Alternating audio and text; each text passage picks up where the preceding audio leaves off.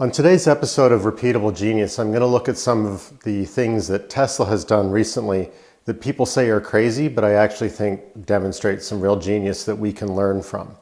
Tesla, as you know, makes electric cars. Their first two major cars were the S and the X. They were made in relatively small numbers. The Model 3 is their largest production model yet, and it was rushed into production. They got deposits from thousands of potential buyers even before they started making the car. And so they were really rushing to meet the production numbers they wanted to.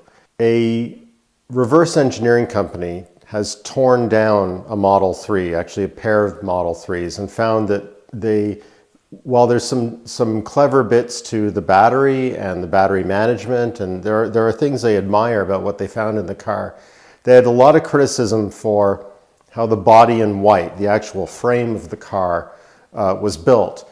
The car was made out of a crazy number of parts. So for example, the wheel well, the bit inside where your wheel sits on a car, will typically be one stamping, one bit of metal and maybe shielded with some plastic. In the case of the Model 3, there were 7 or 8 bits of metal all pieced together to make that one component. One of the things car manufacturers do typically to try to drive down costs is minimize the parts count of their cars. Not only does the extra pieces cost more money, there's always the risk that you don't put them together right. The effort to put them together is costly, and you can have problems down the road with leaking, misalignment, and that sort of thing. So why on earth would Tesla, who undoubtedly is made up of very intelligent people, most notably Elon Musk, make a car in this fashion? I have no insider knowledge of how Tesla operates, but I do know that they are a very innovative company, and innovation doesn't come without cost. They have rushed a vehicle to market knowing that people will buy it. They have rushed a car to market knowing that it will be a joy to drive. They have made what I think is a strategic decision to make the car out of smaller pieces. It wouldn't surprise me if they started building the car before they knew exactly what components would go into the four-wheel drivetrain. So that means that pieces of the car are going to change over time, even as they do their production run. If you want to fashion a car out of large pieces, then you're going to have to pay for a large run of those pieces, because the stampings are, the dies that make those stampings are very expensive. And whether it's you making those dies or if you farm out the work, that expense is baked in, and you only really get a return on that investment after tens of thousands of parts are made. So if you can keep your parts small, the dies are less expensive. And furthermore, if you need to change the dimensions of your motor, the bits of the car around the motor can change without disturbing the rest of the parts. You can continue making the previous parts provided they line up with the new ones. So it's almost like a modular car in this fashion.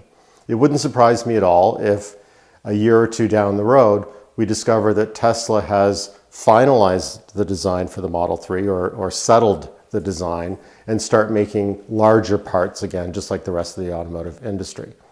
So again, I'm saying that flexibility, innovation has its cost. They rushed into market. Who can blame them? People bought the cars. Most of them are happy. And it funded the better quality cars to come in the future. The other thing that Tesla has been mocked for recently is building cars in a tent. They've had a lot of problems getting Model 3 into the pace of production that they wanted. They took a couple of bets on large automation, really intensive automation that they've since backpedaled from. And it's easy to imagine that the inside of their actual production facility at Fremont is full of mistakes. And so the idea that they could just build a tent makes a lot of sense to me if you think about that one of their main priorities is flexibility. You can't be innovative without being flexible. What could be more flexible than a tent? It is an enormous tent, and I'm sure it's not free to put up, but what could be more flexible than that? If you want to expand it, it's relatively inexpensive to expand it. If you want to add a door, it's easy to add a door. If you want to change the alignment of something, if you want to expand it, it's very flexible. This, I think, perfectly suits Tesla, and it makes a lot of sense. Tesla is learning how to make cars as it goes. Once it really knows how to make the Model 3 in large numbers, they may settle on a design for the plant and then make that out of concrete. But what I think is really instructive for the rest of us is, in order to do something, you don't necessarily have to pour concrete right away. You don't have to treat anything, even a production plant, like a 100-year investment.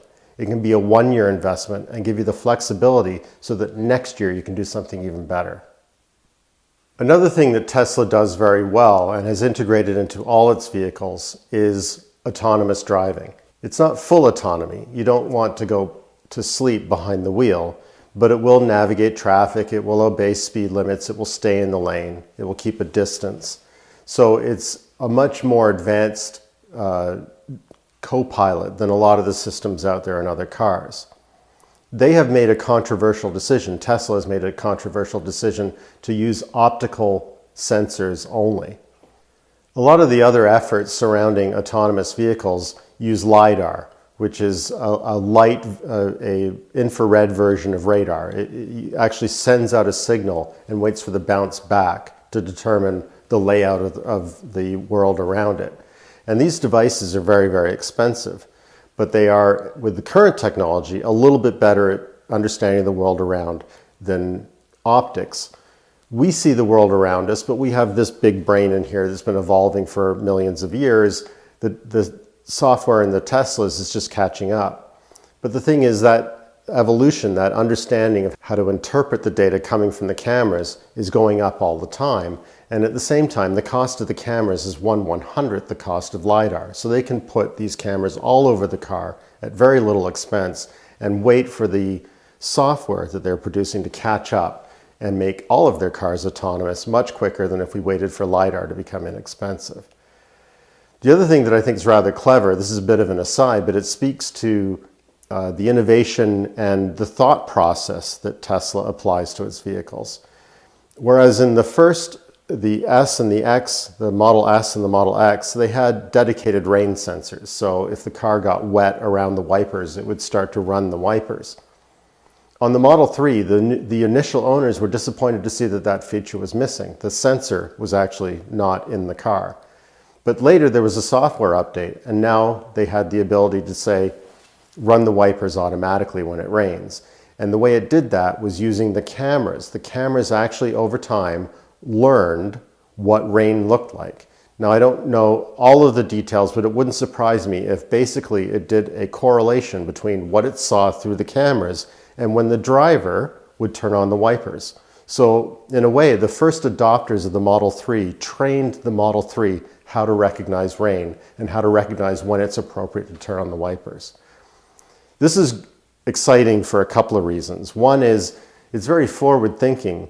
It's saying that if the marginal cost of software is practically nil, and we know that computers are going to get better and better, why not use a technology like cameras that we can put on the outside of cars without incurring great expense, even today, in anticipation of the intelligence we're going to need in the future? Not just for rain sensing, but for terrain sensing, for being able to take you to work without you having to be alert to it at all.